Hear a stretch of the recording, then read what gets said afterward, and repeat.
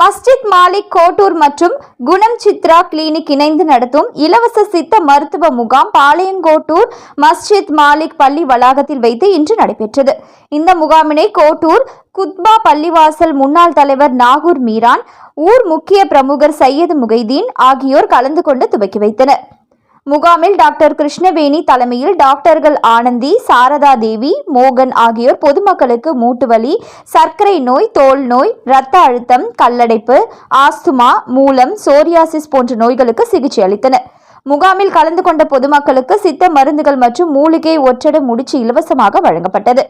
இந்த முகாமில் கோட்டூர் பள்ளிவாசல் தலைவர் ரசூல் சாதிக் பாஷா, கலீல் ரஹ்மான், பிலால் ரஃபீக், கசாலி, பீர் முகமது, சம்சுதீன், முஸ்தபா, சித்திக், முசம்மில், ஹாஜத், உமர் மற்றும் அனைத்து சமுதாய மக்கள் கலந்து கொண்டனர்.